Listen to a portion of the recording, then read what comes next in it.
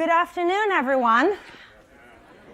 And thank you for joining us for our inaugural Spotlight interview.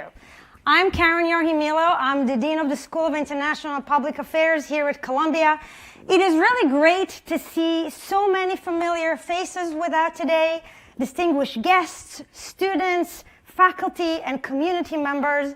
And I am excited to welcome many of you, many people tuning in to our live stream from all over the world, including some of SIPA prospective students. And to you, let me say, we cannot wait for you to join us in the fall. So thank you. You have to do that,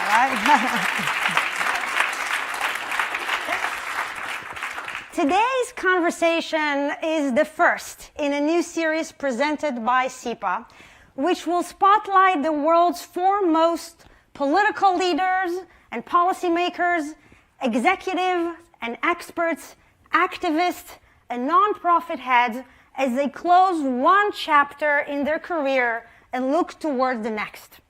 It will be an opportunity for frank reflection and a forum for in-depth discussion on urgent issues. At SIPA, we have identified 5 global policy challenges that serve as the framework for all of our scholarship and engagement with the world.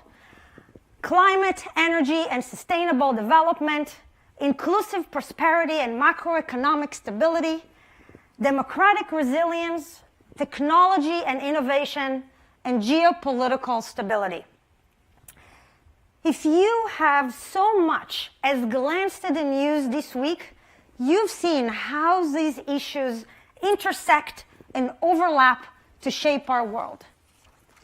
Now, more than ever, universities like Columbia, and especially leading policy schools like SIPA, have a duty to help bridge the gaps between the academic community, the private sector, the public sector, and civil society, and translate research and debate into innovative and practical solutions.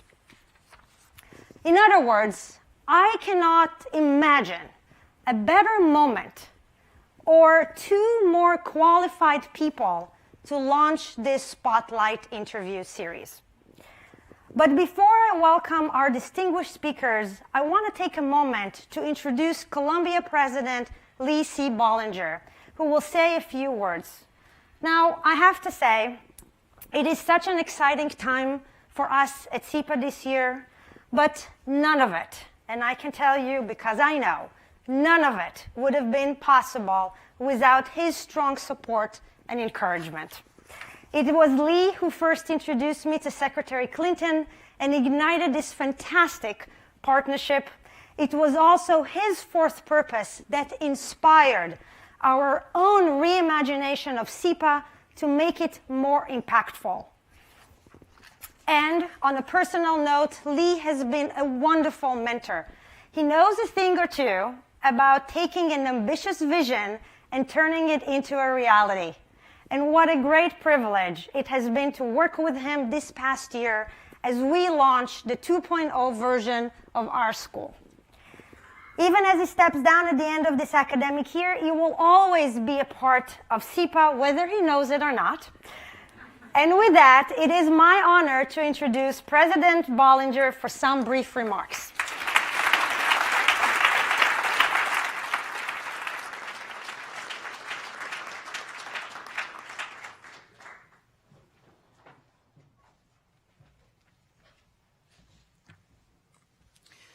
Thank you very much, Karen.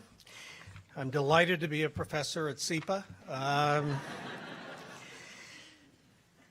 So I'd like to acknowledge a few people. Jonathan Levine, who is the chair of our Board of Trustees.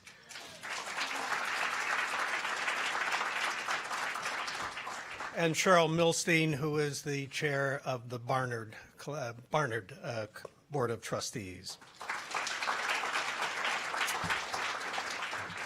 And I'd like to recognize my wife, Jean Mignano Bollinger. It is a very, very great pleasure for me to be here to introduce and participate in this way in this event. And this is true for many reasons, but I have three that I want to emphasize. Universities play a critical role in any open and democratic society. To assume that role, however, we must to some extent stand on the sidelines of the world. We are watchers, observers, thinkers, reflecting on what we see and detect. From that standpoint, there will be some things we understand and know better than anyone, including those who are participating in the public realm.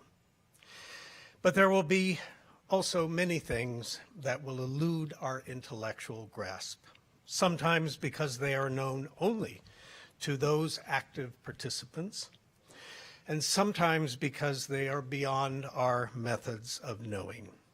The fact is, you can't reason your way to know everything there is to know.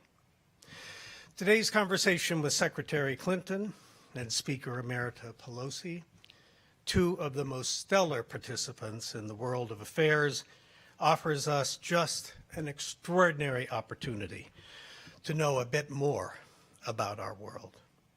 It's hard to even imagine a better one. The second reason why this is such a special occasion is because these are two people who have literally lived inside our consciousness during an era of immense risk to our political, legal, and social systems. And thank God for them. Strong, intelligent, sane, wise, and caring voices are in very short supply these last many years. And from my point of view, these are two of our nation's and our world's best. And the final reason it's a pleasure to be here and is to recognize our wonderful School of International and Public Affairs, which is one of our primary points of contact and engagement with the public arena, and our energetic, gifted, and unbounded new dean, Karen Yerry-Milo, who brings us this historic event today. In the 9 months since Karen took on this role as dean, she has worked imaginatively and tirelessly to create new educational offerings, including a course she and Secretary Clinton will teach in the fall, and to help the school concentrate its focus on critical areas of human need: geopolitical stability, democratic resilience, climate, inclusive prosperity, and technology and innovation. There is enormous potential here for advances in knowledge and, equally importantly, for us to cross from the sidelines I mentioned at the outset, and when appropriate, participate and contribute positively in the public realm, what we at Columbia call the fourth purpose of the university. Thank you, Secretary Clinton, Speaker Emerita Pelosi, and Dean Yerry-Milo. Thanks very much.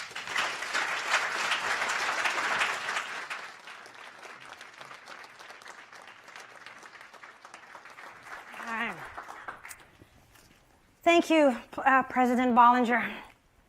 When Secretary Clinton and I first began talking about the spotlight interviews, we knew immediately who the first guest should be.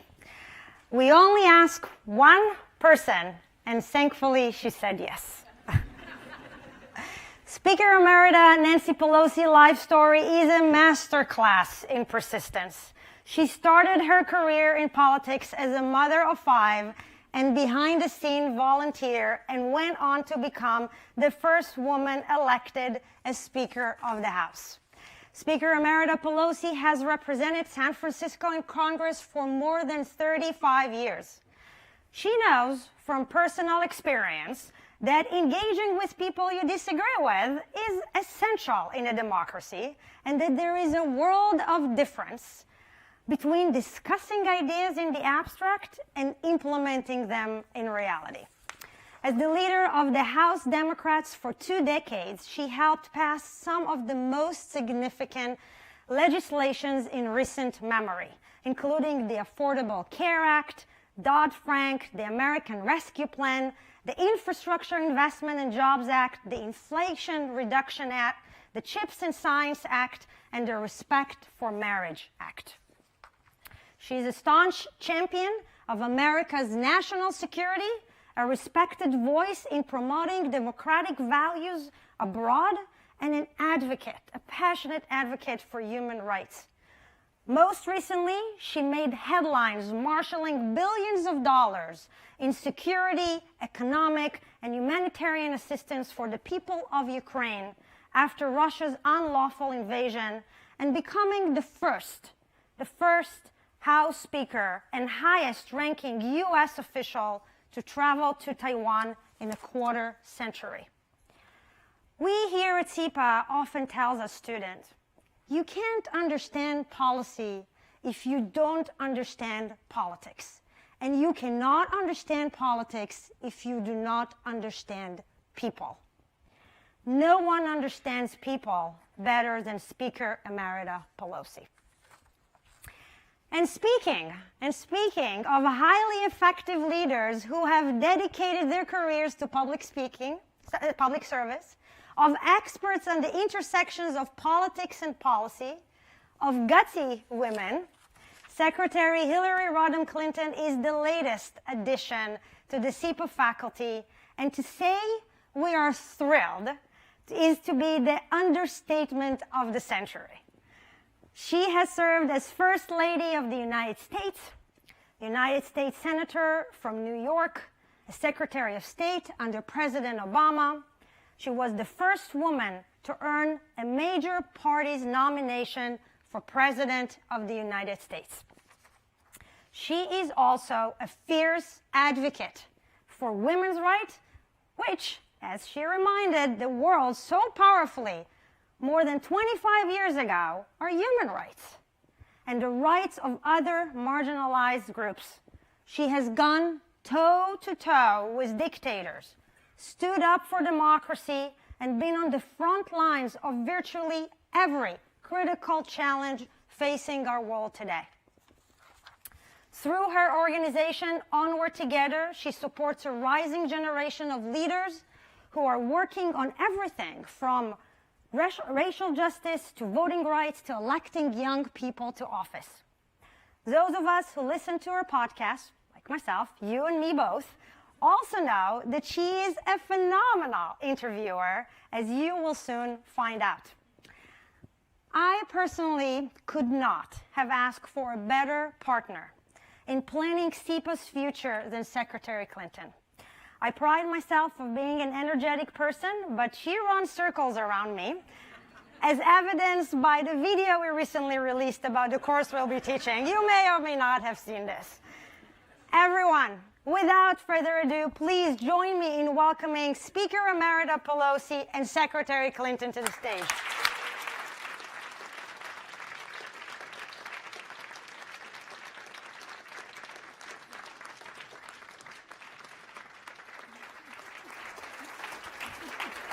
Thank you all. Oh, thank you.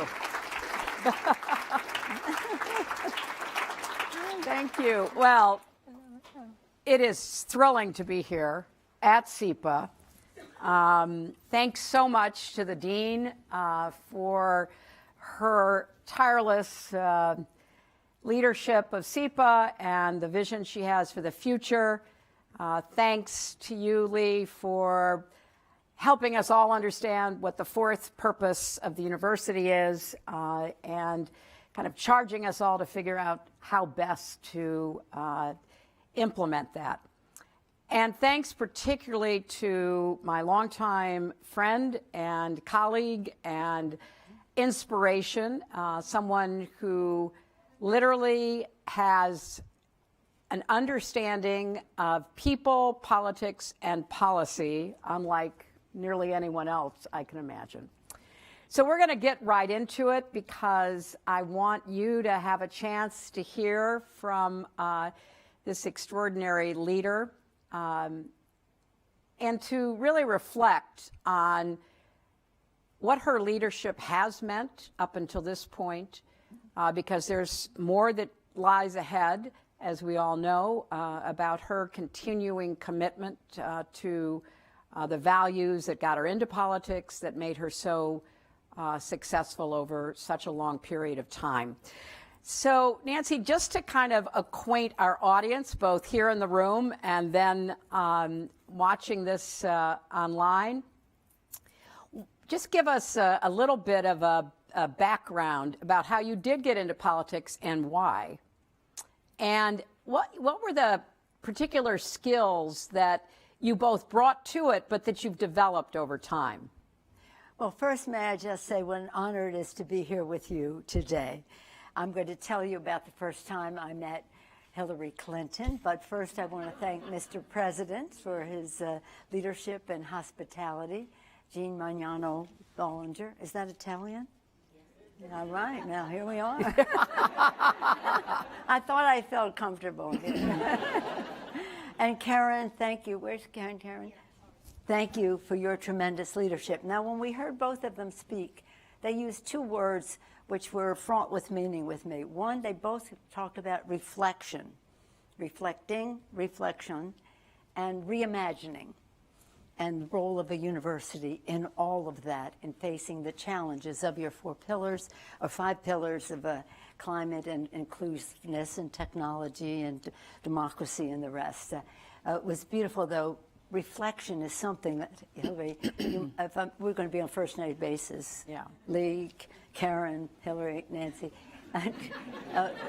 how little time those in the arena sometimes have for the reflection. So the interaction among universities and the public sector is very important. Public, private, nonprofit, as you spelled out.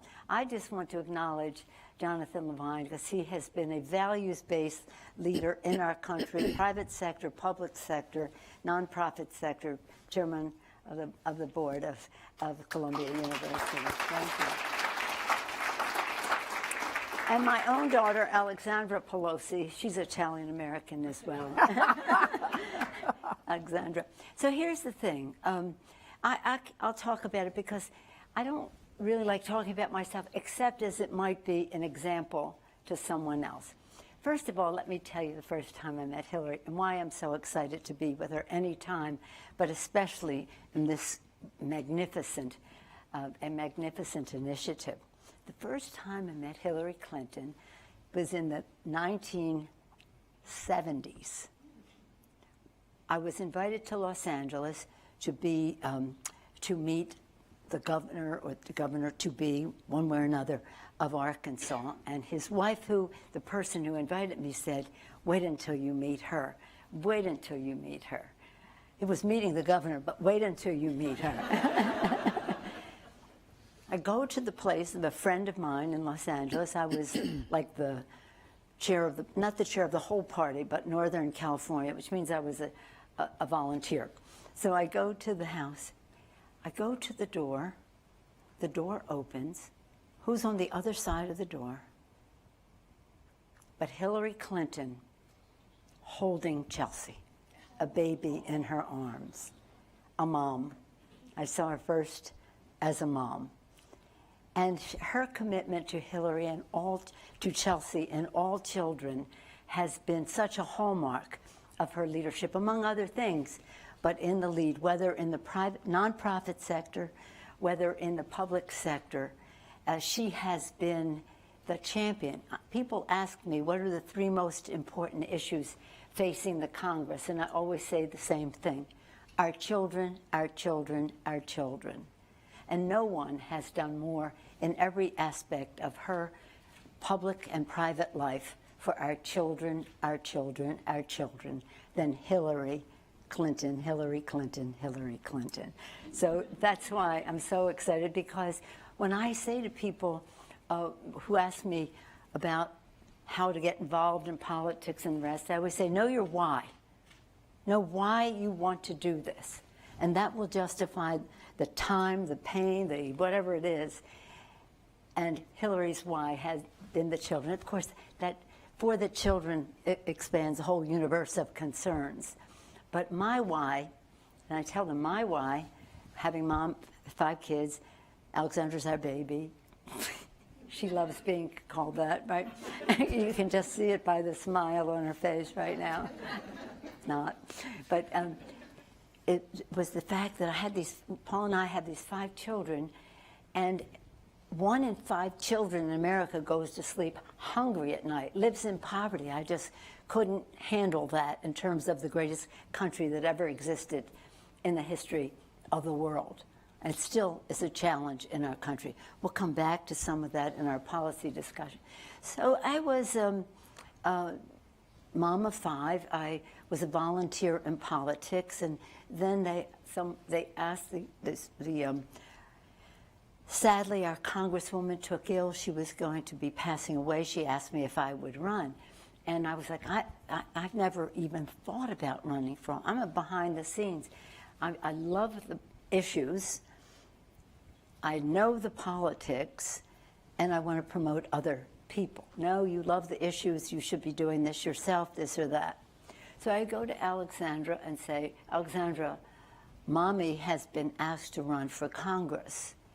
I've never even thought of it. It's not a goal. They've just asked me to run for Congress, but I promised I would consider it. So I just want to know from you, because these kids were 5 and 6 years in 1 week. I keep reminding my Archbishop of that. But in any event, I say the 4 were already in college, and Alexandra was 16. She was going to be young for senior year. I love my life, but I like staying here with you and Dad and this and that. And or if I were to go to Congress, I would be gone maybe 3 nights a week when we're in session, and 4 days, 3 nights, this or that. But any answer is good. I'm happy here. And I don't even know if I'll win, but they're asking me to run. To which she says, Mother, now I'm saying Mommy, and she's saying Mother, so you know I'm in trouble already. Mother, first, Mother, get a life. What teenage girl would not want her mother out of the house 3 nights a week? So I got this other life, but still connected to the children. But why I tell you that story is be ready. We'll talk more about what advice I might have if you ask, and then you may. But be ready. You never know. You never know. You know your why you want to study in the SEPA, this magnificent opportunity that you have, and really what SEPA will learn from you. I'm sure the President can attest to it more than any of us. We teach and we learn from those we teach. So you bring something so incredible to the table. More on you in a bit, but right now, just be ready, because I had no thought of it. Then I went to Congress, the same thing. I love my work, appropriations, intelligence, all that. And then they asked me to run for leadership. Why? I don't want to run for, I'm here to do my issues work. Then I ran, so housewife to House Speaker, totally unintended.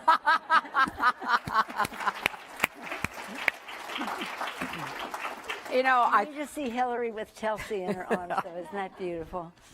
You know, that advice is such good advice, because you really don't ever know. And being as prepared as you possibly can is critical. I want to turn to a few of the issues that you've been so passionate about your entire life, but particularly now that you are focused on. And for the benefit of our students and faculty and others who are watching, let's start with this little matter of democracy, because I think you and I believe that it's not just in our country, but that's where we see it most clearly.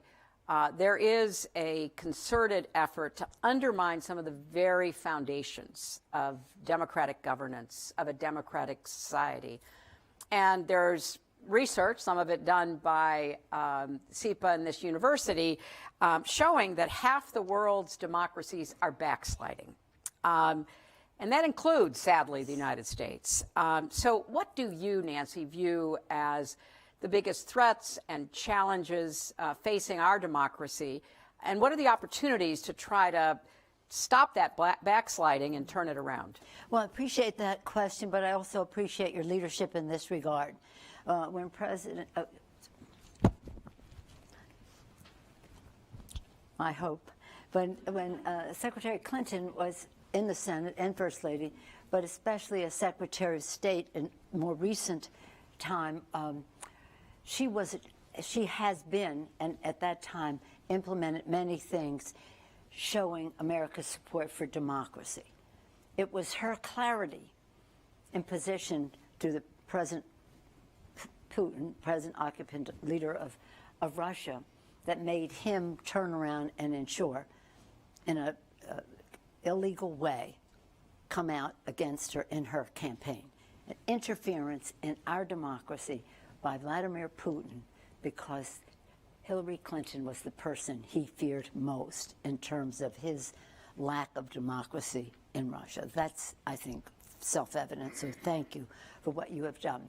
Two things I would say in this regard. First of all, Lincoln said public sentiment is everything. With it, you can accomplish almost anything. Without it, practically nothing. Jonathan's heard me say that a million times. But the thing is that people have to know what is at stake for them in these decisions. It can't just be somebody who comes on the scene and sells them a bill of goods or something. No. What is the reality of it? People have to know. So for sentiment to matter, people have to know. So we have to make sure that as irresponsible and flagrant they are with the facts and misrepresentations, we have to be very strong in showing the public what is at stake, even in our own country. But I do also believe that for democracy to be strong, we have to reduce the role of big dark money in politics, increase the level of civility so that more people think, I might want to play a role in that. And I respect the decisions that are made by this. You can't have this horror show of the politics of destruction, which frankly began in their assault on the Clintons. That's when this began. It was horrible. It was horrible, but they knew the effectiveness of the Clintons, and they had to undermine it with nasty, dirty politics, and that's when most of this started. So what we have to do is show people the value of it and on the ongoing basis, just not to assume, well, everybody knows. Well, everybody knows. Well, we may think they know, but we don't even have civics classes as mandated in school anymore. It was a mandate when well, it was a long time ago, but now it's an elective, if at all. So we have to always understand the fragility of democracy. It's strong in what it stands for, but fragile in terms of what its freedoms allow people to say. So we have to show young people especially the value of it, and in other countries, because they may not know. Now, what I was told at a recent, the Munich Security Conference, when I was just there this year, and I had a workshop, a town hall with the speaker from Ukraine, what we were told there was, don't use the word democracy as much as you use the word freedom. Interesting, isn't it? Democracy is freedom. It's about freedom. But if you talk to people in some of these countries who are not familiar with democracy, but they know what freedom means to them personally. So it's a decision. Everything is a decision. It's a decision. Hillary Clinton, Bill Clinton, President Clinton, they made a decision to be champions for this. But we all have to recognize that do you know some really wonderful people, well-educated, maybe even some of them in this excellent institution, who are great, they're successful, they're nice people and all that, and they're way on the other side of our democracy in our own country. Why? Because they don't want to pay more taxes? Because they're believing some misrepresentation of what's going on? But we have to be vigilant in our country. Our founders had this brilliant idea of a country that would be respect the value of every person. Self-evident. But our documents did not necessarily reflect that, the Constitution, except that they made it amendable. And so for the history of our country, we have always had an expansion of freedom, whether it was the abolition of slavery, right to vote for men than women, so many things, and most recently the respect for marriage and all that, until Roe v. Wade. Now, what further evidence do you think there could be than the Supreme Court of the United States is saying to women and to families, the most personal of decisions is not theirs? So this could be one place where people see why it's important for them to pay attention, because important decisions are made every day that affect their lives. So I'm going to turn the question on Hillary. What do you think? Well, it won't surprise you to hear that I agree with you, and I think it's really important for those of us who, whatever our backgrounds, experience, or political leanings might be, understand that there are certain fundamental values and institutions that maintain democracy, to know that we're in a fight and that we've got to be willing to stand up and speak out and make the case, and to understand that a lot of people in our country and around the world may have taken democracy for granted, may not have understood that in politics, no victory or defeat is permanent. Mm-hmm. You have to be constantly working to support the position that you take, and in this case, the values and the institutions that are at stake.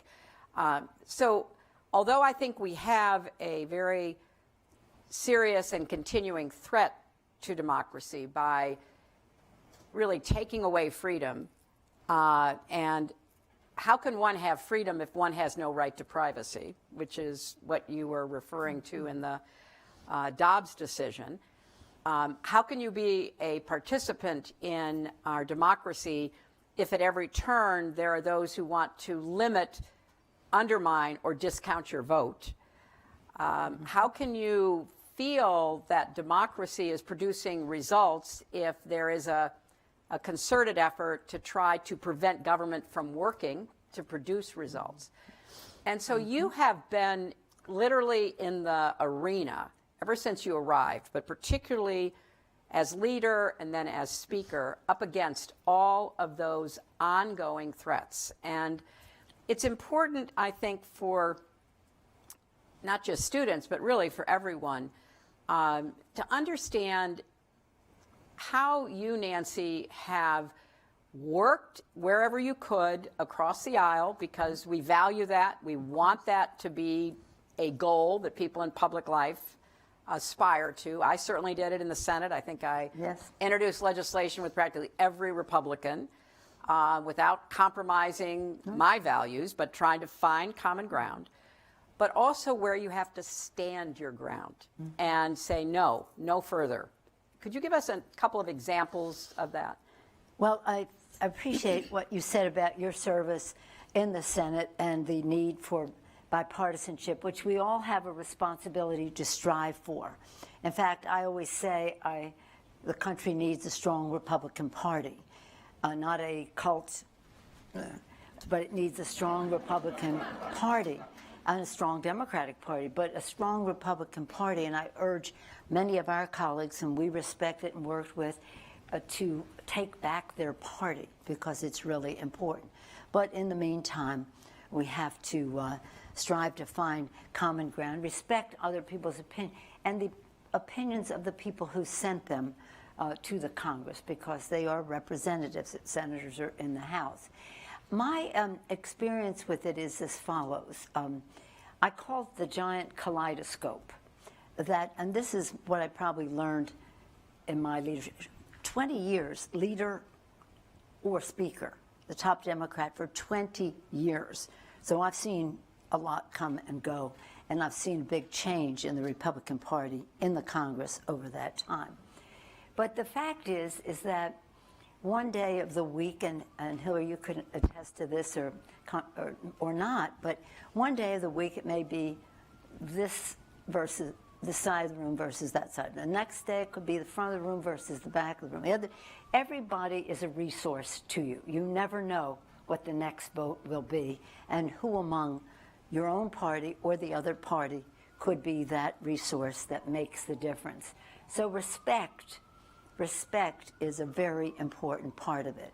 But you have to respect what you came there to do as well.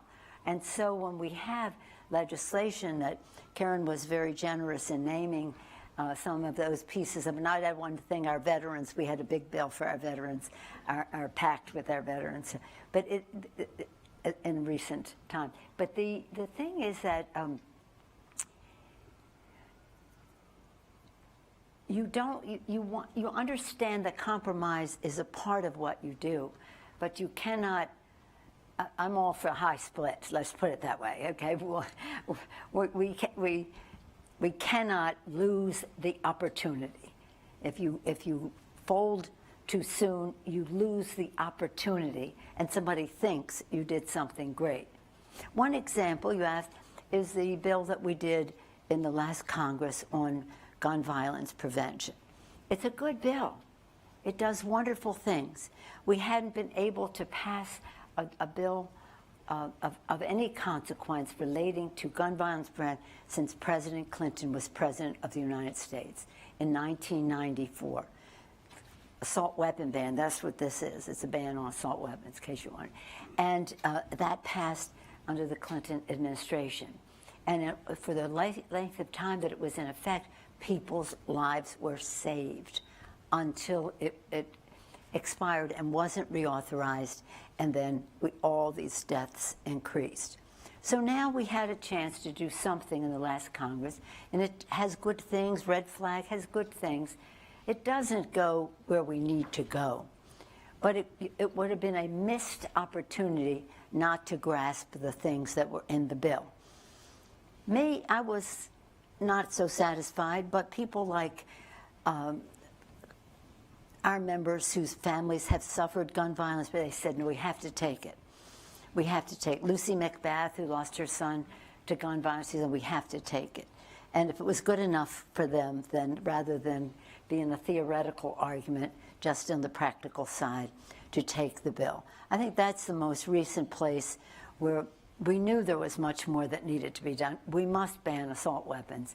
We couldn't in that bill, but that didn't mean we should reject the other things that were in it. You know, this is such an important time because along with polarization between parties, there's a real polarization that has been in many ways exacerbated by certain political voices about if you can't get it all, then it's not worth taking anything. No. And I have some direct experience with this from my 2016 campaign and the primary, because part of what you have to learn if you're in these positions of legislative responsibility, it's exactly as Nancy said. You know, some days you make coalitions with X, Y, and Z, and then a week later you're making coalitions with A, B, and C, and they're diametrically opposed, but you're looking to get, you know, to some kind of result that will move the agenda you believe in forward. And in a time of polarization, it's hard to get credit for how hard that is. How hard it is to bring people together, even in your own party, to agree to pass something that is not perfect by any means, but which does keep the issue moving forward. And so on social media, you know, extremes pay off. I mean, the more extreme a position you take, the more attention you get, the more rabbit holes you go down. And it's kind of divorced from human nature about not just the way individuals work, but how groups of individuals work. And you've always understood that. And you've always had the ability to bring your caucus, the Democrats, or in the case of Speaker, the House, to make decisions when a lot of people were not really happy with the outcome, but you persuaded them, this is what we have to do. Well, I appreciate you saying that, and just anecdotally, apropos of your point, Hillary, a lot of my members, and in my own district, see, I can compare you think you have, no? Now I say to my own constituents, you help me elect 218 people in districts like San Francisco, and we can have this agenda. So when our colleagues, straight off the internet, and God bless it, it's a double-edged sword. It's a wonderful education, all that, but it also is shall we say, unfiltered in terms of what it's putting out there. So when they come in and they go, I say, you know what? I agree with you completely. I have those signs in my basement from 30 years ago. When I was on the street, that's what I was carrying. But now you're in Congress, and we have to make an agreement to get something done. So you bring all of that enthusiasm, all of those values, and also the value of success to get something done in the lives of the people. A theoretical debate over here forever that does nothing for those kitchen table issues for families is a theoretical debate. And so, so it is, again, now as leader, 20 years, and speaker, member impact, member impact, member impact, member impact. That's how my heart beat. Member impact, member impact. What does this mean to the members in their districts, to those kitchen tables in their districts? So you must have tremendous respect and listen to their concerns, listen to the other side of the aisle to see if we can find any common ground, and sometimes we can. And then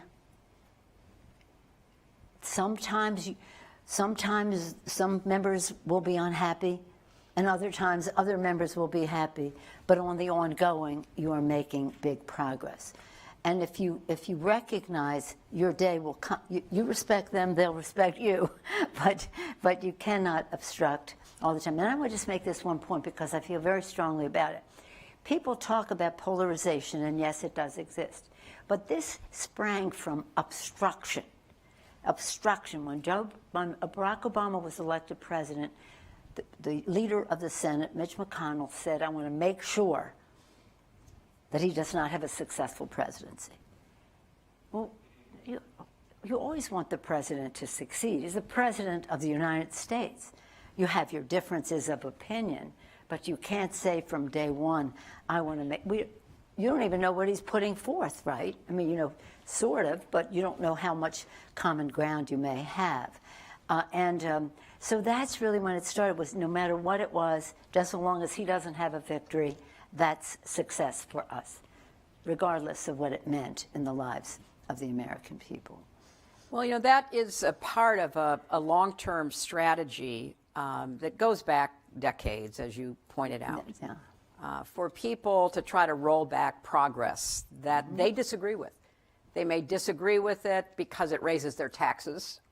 They may disagree with it on religious or cultural grounds. They may disagree with it just because on a partisan basis it doesn't seem good for them. So there's a combination of reasons why people take these positions of obstruction and put forth an agenda to try to literally turn the clock back. And you referred earlier to the role that women have played in our society, doors opening up, constitutional amendments being passed so we could vote, legislation like Title IX so that, young women had the same opportunities. It's been a long struggle, and you've been at the forefront of that from the very beginning. But it's not just in this country where we're seeing pushback on women's rights. We're seeing it most egregiously in Afghanistan and in Iran. We also see it in the war in Ukraine, the way women and children are being subjected to crimes against humanity and war crimes of all kinds. But how can we do more at this moment, Nancy, to sort of reassert the rights and opportunities of women and have the United States play a leading role in trying to do that? Well, you've been our champion on this, as we all know, both in office and in the academic world in so many ways. So thank you for your leadership and the example, the path that you have shown us. The thing is, when people used to say to me, sometimes they still do, what would you do if you, what one thing would you do if you ruled the world? What one thing would you do? The education of women and girls. Nothing makes more of a difference in their lives, in their societies, in their culture, in their countries, and in the well-being of the world, of the future, the children, the future. And right now we see, I have the Ukraine pin and the bracelet. I mean, I can't say it enough. They're using rape and assaults on women as a weapon of war to demoralize the whole country's war effort, which is, they're not succeeding, but that's their tactic. They're kidnapping children, taking them to places closer to Alaska than Ukraine, little children who don't know their address, you know, babies. They're kidnapping children, raping women in front of their children and in front of their parents, killing them, dismembering them. Women. Focus on women. It's a horrible, horrible thing that's happening there. In Ukraine, excuse me, in Iran, they have a pin. I don't have that pin here right now. I got gun ban, assault weapons, this. Ukraine. This is Afghanistan, the women of Afghanistan. You know how much jewelry we always buy when we go there because the women make the jewelry. Afghanistan, what the Taliban are doing to women. Every place you look, it's ridiculous.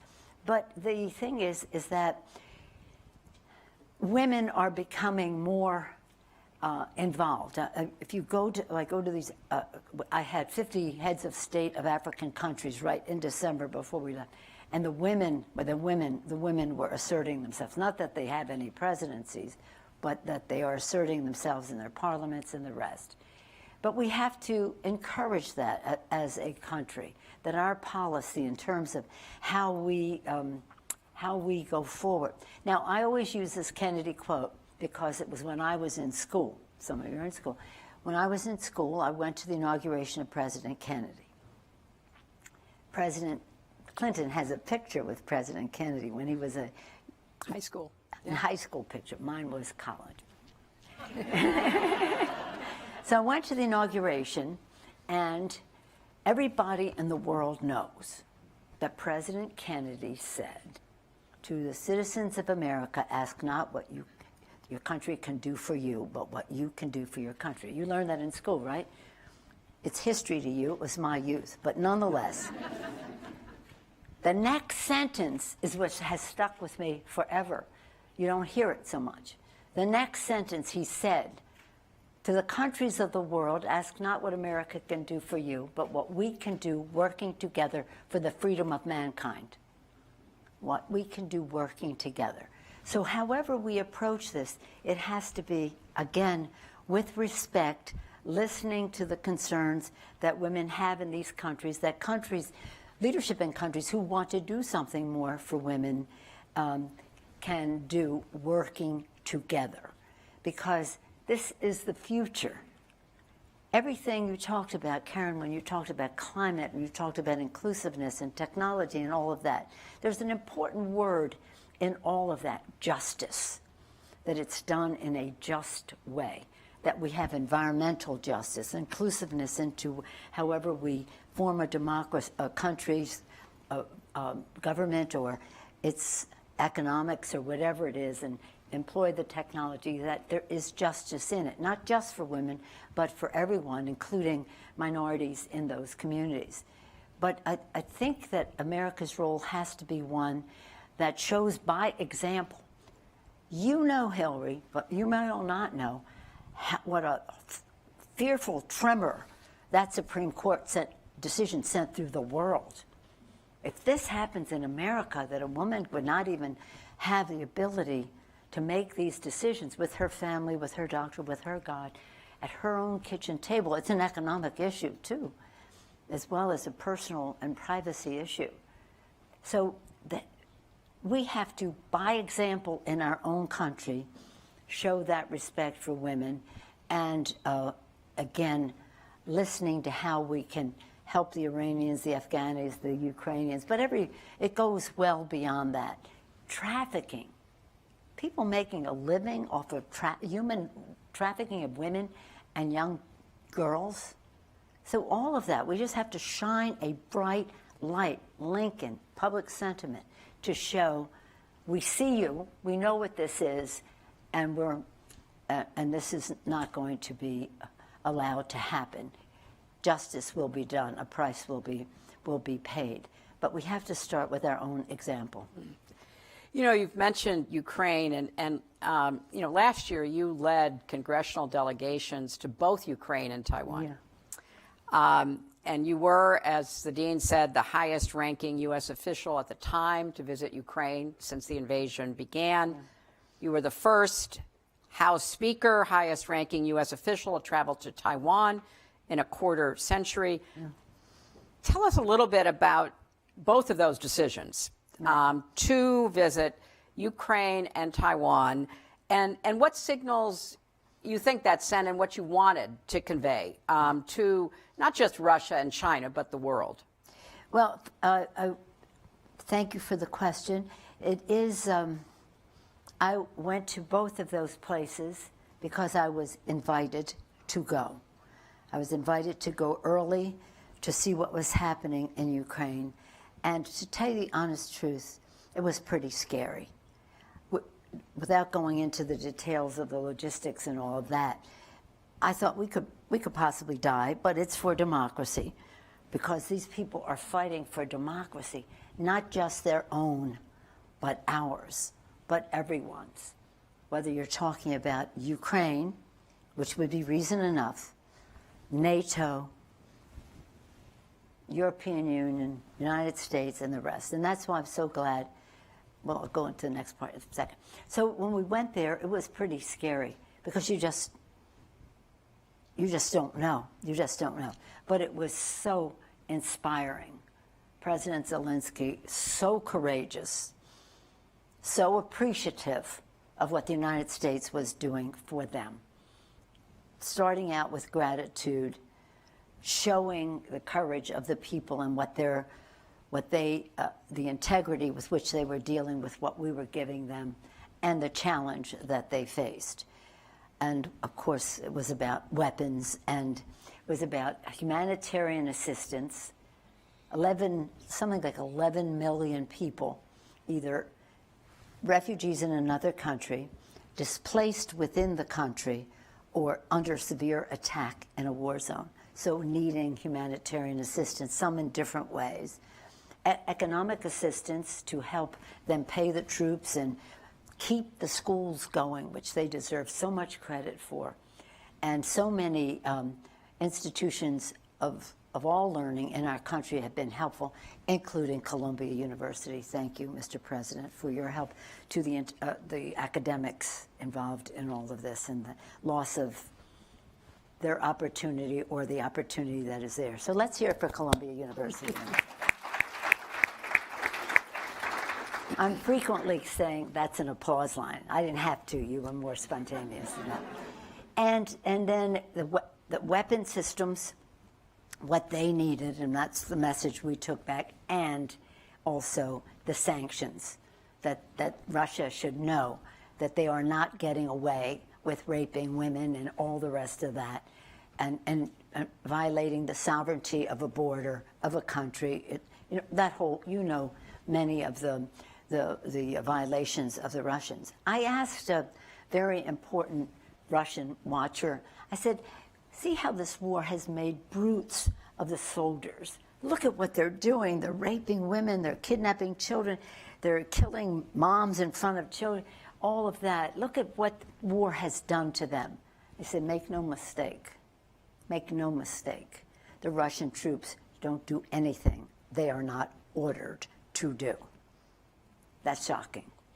So we're hoping to have sanction not just for the individual crimes against humanity against an individual, and that is being well documented, but also a resolution about Russia as an aggressor nation, causing all of this, making Putin responsible for every one of those crimes. So Taiwan, I was invited to go there. I have been, in a fight with China for a long time on climate issue, not climate, human rights, trade, and proliferation of weapons of mass destruction. And, but we have to work with them on the climate issues, and there are other issues where and so when I say that, they say, oh, you're just catering to the Chinese. I said, look, the reason she made a fuss when I went, but the week before I went, like 4 or 5 senators went. He didn't say, boo. I don't know if that's a Chinese word, but he did not say, whatever the version is, he didn't say anything.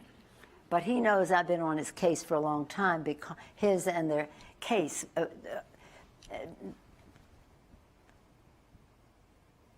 Nuclear proliferation is a big issue for us. We're worried about Iran and their development of a nuclear weapon.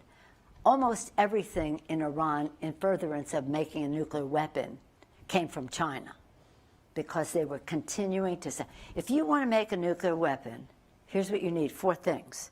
You need technology, you need scientists, you need a delivery system, and you need intent. The only thing indigenous to Iran was intent. The rest of it largely came from China, including ring magnets not that long ago, which are what you have centrifuge, which is for uranium enrichment, more than you want to know on the subject. But in any event, I have been like an hour a day reading on what China's up to today from an intelligence standpoint.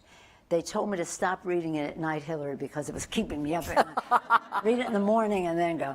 So, but I wasn't there to go against China. I was there to support Taiwan. I was not going to have the president of China say, oh, let's isolate Taiwan, and you can be part of, we'll keep you from going there.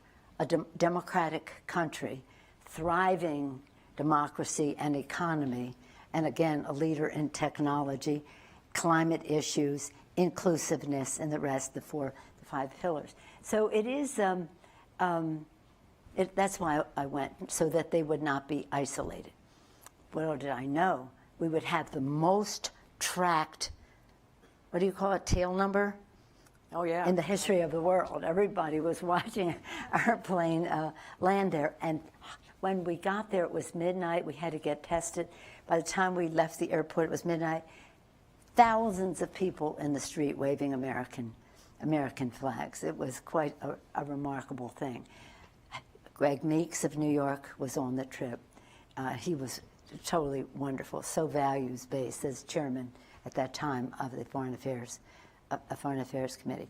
Jim McGovern of Massachusetts, Mr. Food, you know, Mr. Hunger, see, because the Russians were preventing the food to be going to other countries in need of, who normally depend on food coming from Ukraine. So it was quite a remarkable trip for us. We were very happy about it. Again, I'm back to Ukraine now. Very happy about that. Mr. Meeks came with me to Taiwan as well. But in any event, we have to, if I say this over and over again, if we do not speak out for human rights in China because of commercial interest, we lose all moral authority to speak out against human rights violations any other place, if money is just the determinant. May I just tell a story? So I go to see His Holiness the Dalai Lama. Now, I've been working with the Dalai Lama for 35 years on what's happening in Tibet. So I go see His Holiness, and I bring a bipartisan delegation. We always had lots of bipartisan support for human rights globally, especially religious human rights. I'm talking about Buddhists. We go to there, and he has me sit with him while these Tibetans have coming over the mountains. This is what's happening in Tibet. It's so awful. They're torturing people. They're doing this. They're doing that. Going on, crying, kissing the hem of His Holiness, and we sit there. The rest of the delegation was touring the temple and that, which I had done many times before. So I'm sitting with His Holiness with an interpreter, crying, oh, it's so horrible what the Chinese are doing there. So after that, we have lunch, Hillary, with a lot of lamas, like maybe this many lamas, young lamas from around that part of India. This is in India, because His Holiness can't be in Tibet.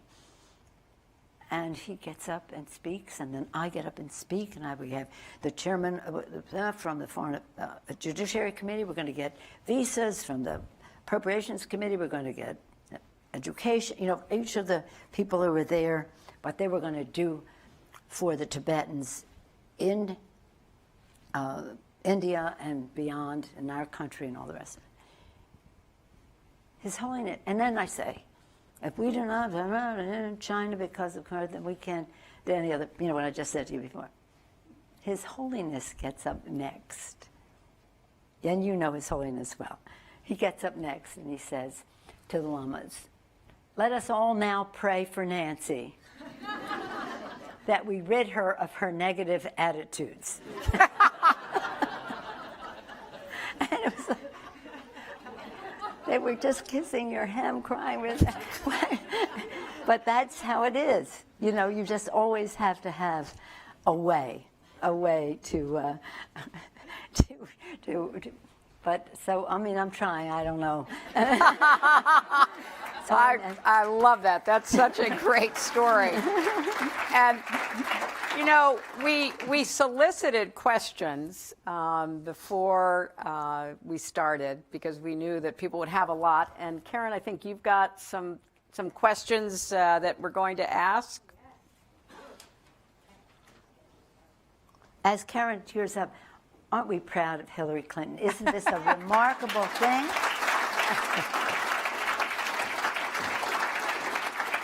I'm always in awe of her, but this SIPA connection and then well, I won't announce the other thing yet. I don't know if that's been announced yet, but all of the other wonderful things that are coming here. Thank you, Mr. President, for making so much of that possible. And thank you to Karen for being such an impetus in all of this. This is wonderful. This is wonderful. This is really wonderful, and what a great conversation. And one of the things that I love about the Spotlight interview is that it allows our students not only to hear from the distinguished guests and speakers, but also to ask questions. And those are questions that we collected from our own SIPA students. And I think you will agree that these are a very thoughtful and engaged bunch. And so let's get to it. First name basis? Yes, it is. Okay. So this is for you, Nancy. 2019, you were the subject of the deep fake video that went viral. Now, as we said in SIPA, one of the areas is technology and innovation. How is artificial intelligence a threat to democracy, and how should the United States address the risks posed by AI? Well, there was sort of a goofy claim that they made, because I don't even drink alcohol. So they were making it something that, now if they said I was overindulging in chocolate ice cream, I don't know if that's a bad thing, but it would at least been believable. But this, and it was Facebook that did that. Yeah. So any comments I make are about our own domestic platforms the algorithm, they can do anything. And this, of course, leads up to the TikTok question as well, which may be here. Okay, here's the thing. Artificial intelligence, again, a double-edged sword. So many wonderful opportunities that could be there. But the bad use of algorithms can create any reality that you want. And I hope you haven't seen it all, because it's very fearful to see what they can create. A reality. You just really would not know the difference unless you knew the people or just didn't trust the platform. We've had a problem with Facebook because Facebook had a business model. That was what it was all about, making money. And they made a lot of money from the Russians in the election of 2016. We said, well, we didn't notice it was coming from Russia. We're paying in rubles, you know. you had to know. And that made a difference in our election, because then they put this fake stuff, these bots galore on there. And that's just not, you know, democracy. I believe that freedom of the press is the most important freedom, because it has transparency. You know what elected officials are doing. You hold them accountable, and every, you know, all the other aspects that weigh in a society. But this is not about the truth. Again, a wonderful opportunity in many respects. But artificial intelligence, you see now even some people pulling the brakes on some of it because it needs more discretion about it. There has to be some evaluation. Actually, I was at Munich 2 years ago on this very subject with Huawei because they were coming into we didn't want the Europeans buying into that system because Hillary, as a member of the Armed Services Committee, is a champion on our national security. The intelligence piece of that is very important.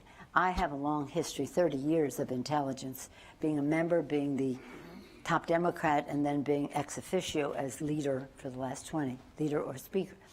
And I can tell you that they use this information. The Chinese, for example, use this information that is on TikTok for, could use that for espionage purposes. But it's not just TikTok. It's other algorithms as well. Now let's just take the TikTok algorithm. I don't care about what they said about me. You know, really, that's so trivial. I mean, with all due respect to the question, yes, it's a springboard for a question. But here's the thing with TikTok, and again, in a different way with some of our domestic platforms. In China, they have a law that said if a company is based in China, the government has access to the data. And the concern that we have in our country from an intelligence standpoint is that data can be used for espionage purposes. If you only care about yourself as a child, you're 12 or whatever you're doing, this is not a good thing for them to have on you when you apply to Colombia or wherever you apply to. You just don't know how they distort that. Now, the challenge is we like to buy that algorithm. The Chinese will not sell it. There may have to be some way for there to be either a ban on the algorithm or a constraint on the algorithm so that people's privacy is protected and our espionage, their espionage purposes are not fulfilled. But that's why they passed this law in 2016. It became the law in 2017 in China that any company that is based in China, they have access to that data. There's more to it, but that's, I don't want to say simplification, but that's it. I want to just add something to that because I think this is one of the most consequential decisions facing us as to how we're going to deal with social media, both domestic and foreign. And it is not just a question of how it'll impact governments or people in public life. It goes in every corner of society, in every way that you can imagine. And I just want to give three quick examples. The example you asked Nancy about. So when the fake video about Nancy being drunk, which, you know, was totally, anybody who knows her knows, craziness, but there it was, and millions of people were watching it. And I was so outraged, I called her office, her wonderful chief of staff, Terry McCullough, who's right here, a New Yorker who we adore. And we got to try to get this down. And, you know, a lot of public opinion eventually convinced Twitter to take it down, as I remember, convinced YouTube, I think, to take it down. Facebook would not take it down. No, they would not take it down. And so I called Facebook, who, you know, I have somewhat of a checkered history with. And I said, what are you doing? We believe that our customers have the right to make up their own minds. I said, yeah, but this is not something to make up your own mind about because this is not real. And they would not listen. So that example is a very good one. But then you think about when Nancy uses the word espionage, this is not just about espionage against our government. This is about espionage against businesses. So if they have all this data that people have voluntarily given on every social media platform, including ones that they control, you never know how that data will be used against you. And if you are, as Nancy says, applying to Columbia, or maybe you're out of Columbia and you've got a job in some business that is causing either concern for China because they're doing something China doesn't agree with, or maybe because China wants to take it over, the capacity for extortion and blackmail based on your data, including data that is not even 100% true, becomes a huge problem. We are all going to be racing around saying, but I didn't do that. I didn't say that. Or yeah, I said that, but I didn't mean this. And we are going to be in a constant state of uncertainty and instability because other people have captured so much information about us. And then the final thing is to go to the impact on politics and governance and go back to the conversation about democracy. Democracy requires at least a minimal level of trust. And how do you compromise with somebody unless you have some way to trust what they're saying and what they will do, for example? So if we are going to turn our politics over to people who maybe just for the heck of it are making up stuff to misrepresent leaders, or maybe because they know they can achieve it if they do, then where does this stop? And there was just a trial in Brooklyn where a guy who had been one of the main, I guess he was one of the main people running memes against me in 2016. He went from what you could consider free speech. I mean, both Nancy and I have pretty thick skins. People say all kinds of things about us. But he went from that to running a very deliberate effort to mislead people about where and how to vote. So it went from speech to action meant to subvert the election because thousands of people who they targeted through their algorithms, I can text my vote for Hillary Clinton. Thousands texted their vote. So we already know this has real world consequences, but we're just at the tip of what can happen to us because we are either incapable, unwilling, or just confused about what to do to try to rein all of this in. And it takes us right to the beginning of this conversation about democracy. And they don't value it. And it's also about the money. It's about the money. The Facebook thing is about the money, and the TikTok has even other consequences as well. But that person was found guilty. So that was that's a good thing. So staying on the topic of democracy, and all those issues are issues that are global in nature. So a question to both of you. We have lots of international students. This is very much a global school. What advice would you give to international students looking to counter polarization in their home countries? Well, when I travel, when I'm overseas, I get invited to universities to talk to them. And in fact, your London School of Economics, I've spoken there, Harvard, Cambridge, Oxford, all that, and other places as well. And one of the questions that those students there ask me, Hillary, and it's so funny because they're not in, it's a different year, different time. They say to me, what are you going to do in America to reduce the role of big, dark money in politics? And that they see that as so undemocratic, and it's not. It is. It is. It has to happen, and that's what we have as our bill in the Senate. We passed it in the House again and again, but that's what they ask us about here. What we do have here is something so magnificent, a vision of our founders about this great country. Men and women in uniform who have fought for that freedom and take pride in all of that. And the aspirations of our children as to the democracy that we want them to live in. So we have the tradition, the defense of it, and now our forward-thinking purpose. So Joe Biden says it well, never underestimate the strength of democratic institutions in our country. But you have to care for them. We have to care for them. So as you fight for, maybe it's a fight for democracy or fight to strengthen democracy, to either get it or strengthen it or expand it in the countries that you are from, it's a decision. It's not anything to be taken for granted or anything. Somebody told us a story this morning that when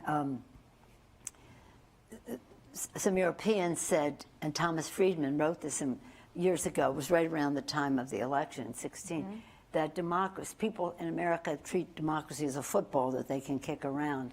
It's more like a Fabergé egg that you have to be very fragile about dealing with. And that's one piece of it, is value it, but recognize the fragility of that is there. But it is something that I feel optimistic about. I feel optimistic because of young people who are interested. I feel optimistic because we're finally getting a bright light shining on the challenges to it.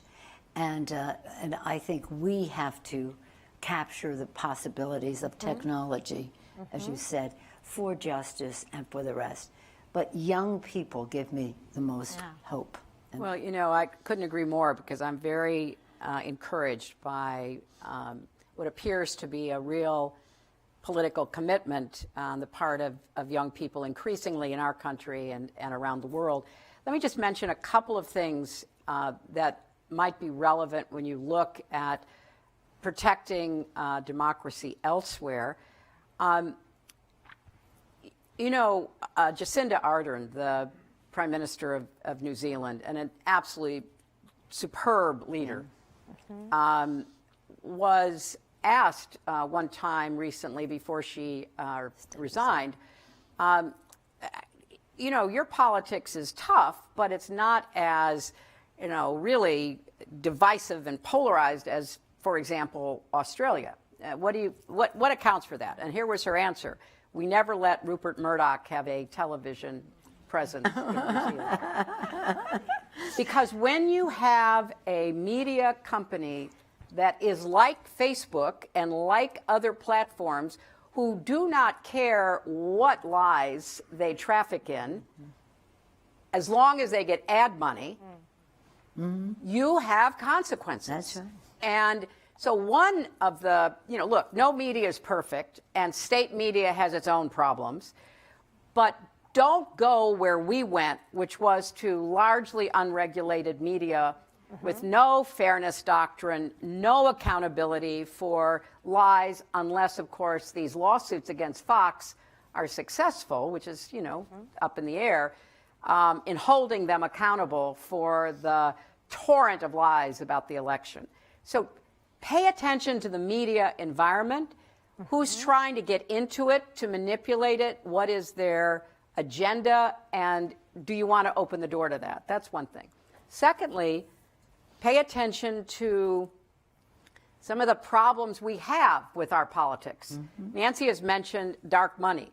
I mean, just imagine how we ended up in a place where people can put literally millions of dollars into electing or defeating candidates, and those of us who vote, let alone forget people who run, that's, you know, just those of us who vote, we have no idea. We have no idea who's paying for those ads, who's paying to target you online. We have no idea. Do not let that happen.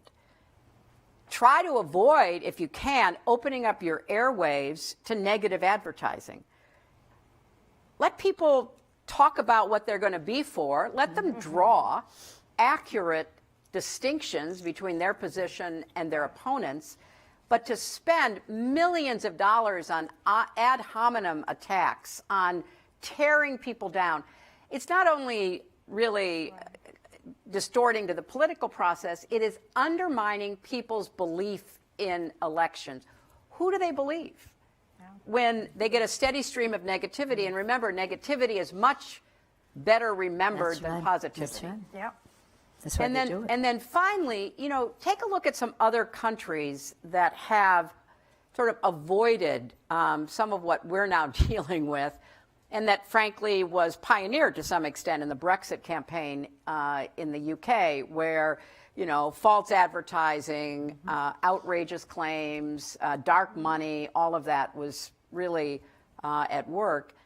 I'll give you just a quick story from my election. So after 2016, and as we were slowly understanding what had gone on online, you know, buying ads in rubles and all the algorithmic attacks and all of that, Macron was running for his first term, and his campaign called my campaign, and they said, can you tell us what happened to you so we can try to avoid it? Because remember, Putin was supporting Macron's opponent, Le Pen. So they knew Russian money was coming into France. They knew Russian money was supporting Le Pen, but they didn't know what they were going to be hit by next. So my campaign basically said, here's what happened, here's how you can tell. And then Macron had some very smart folks who seeded their emails, because they had to assume the Russians had their emails also. So seeded their emails with false flags so they could determine whether or not they had been. But probably what really helped Macron was a law in France which said no coverage of the election 72 hours before. And a lot of the people who were in on this effort to take down Macron, some of the same people who had gone after me, actually, they didn't know about that law. So they started dumping all of this phony information on the Friday before the Sunday election. But because they didn't know about the law, it got no traction. So you've got to know your own election system. You have to know how it operates. You have to know what the pressure points are. You have to learn from our problems. And, you know, it's a really important effort for, you know, young people from all over the world to try to engage in. And that score, they were involved in Brexit, the Russians. I mean, but many more countries than just the U.S. and Macron, also Brexit and the rest. It was terrible. I think we have time for one more, and we cannot end this discussion without talking about this issue. So this is a question to both of you. Which specific policies or initiatives do you believe are necessary to achieve greater gender parity in politics and in leadership roles? Whether you want to go first? Well, where to begin? You know, I do want Nancy to end with her advice to young people interested in politics, and particularly to Now let me do that, young and women. then you have the last word, okay? Because I want you to have the last word, the actual last word, without me saying one more thing. I thank you for acknowledging Terry McAuliffe, the first woman to be the chief of staff to a speaker in the history of our country. Very proud of her. Well, in terms of advice to young people, and especially women, but everybody, here's the thing I say to people. First of all, I said it earlier, know your why.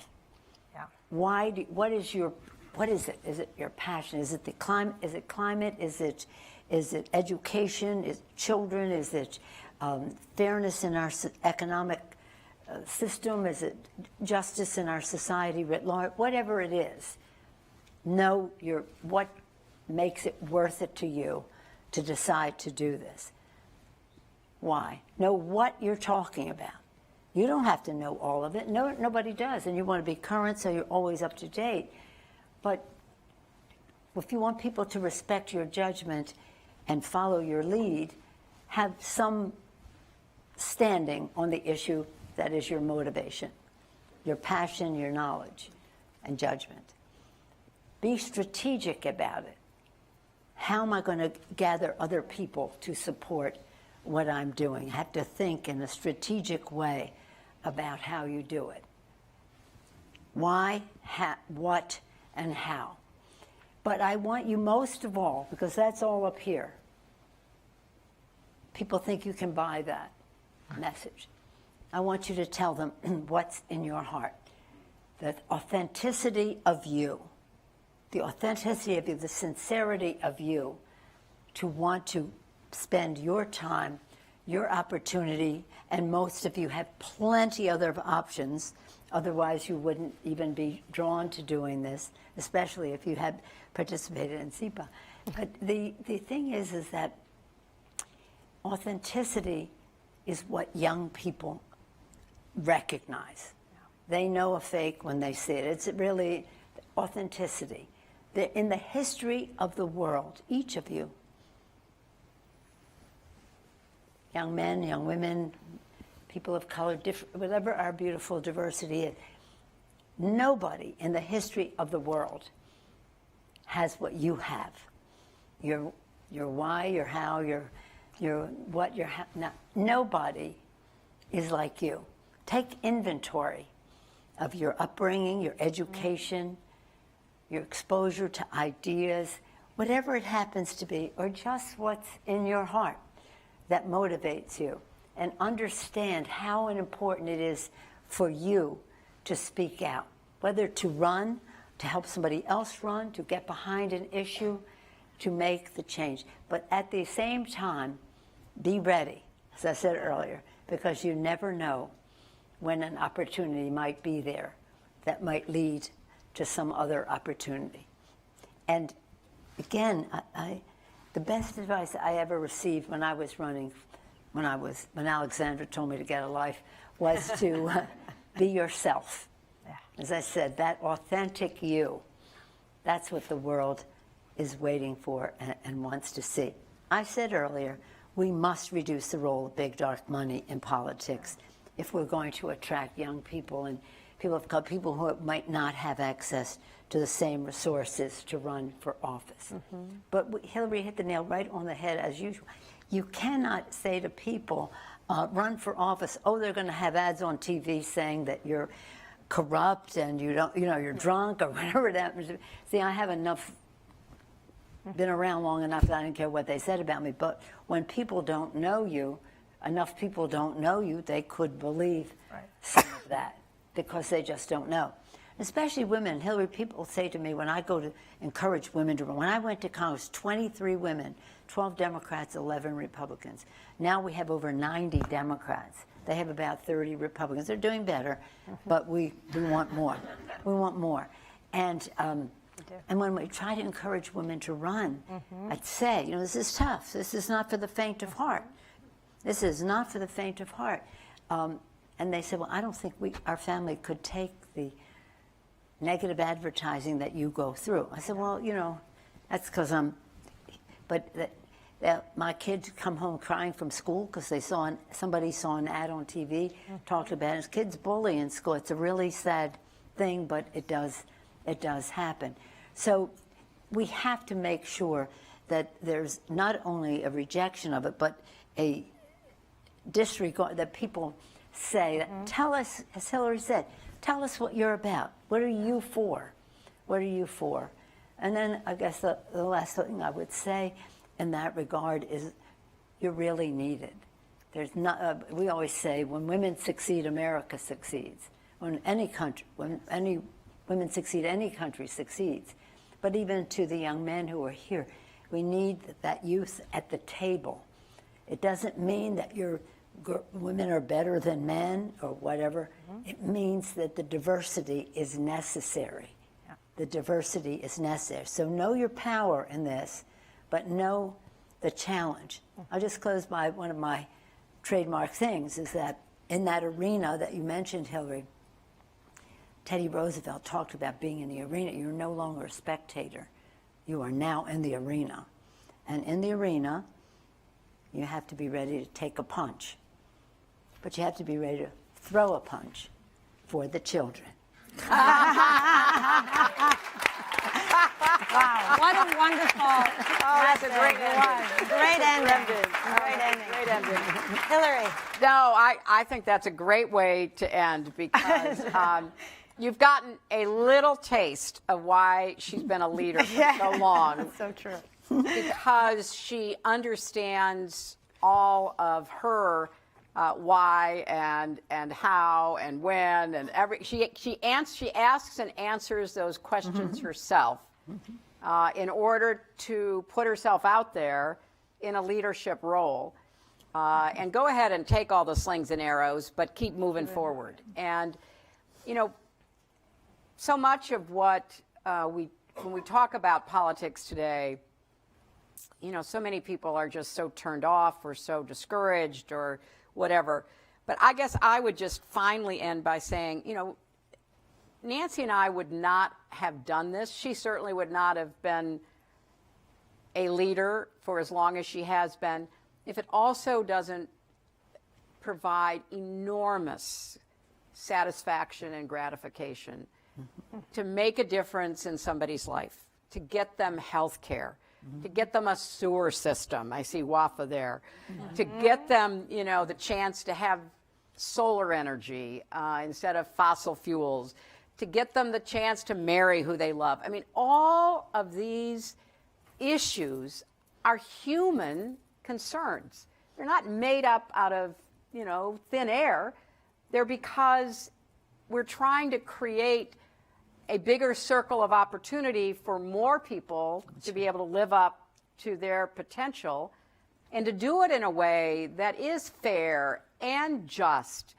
And Nancy has been really the, you know, the avatar of that for Washington for so long. And she's been able to do it in these ridiculously high heels. I mean, truly, if I didn't love her, I would hate her. I mean, purple, they're at least 6 inches. I mean, stiletto doesn't describe them. But she's somebody who gets up every day, literally suits up, and goes to work and, yes, to fight on behalf of, you know, people who need a champion. And for that, we are eternally grateful. And we are grateful for those people. Please, this is, yes, yes, yes, yes, yes. And we are grateful. We are grateful for those two legends to come and launch the Spotlight interview. Thank you so much. Please take a seat. Thank you for the candor and insight. Please, if you enjoyed this and live stream, thank you for being with us. If you don't mind, remain in your seats so that our guests can depart. But thank you for coming, and please join in once again in thanking Speaker Emerita Nancy Pelosi and Secretary Hillary Clinton. Thank you so much. Well, thank you. Wonderful.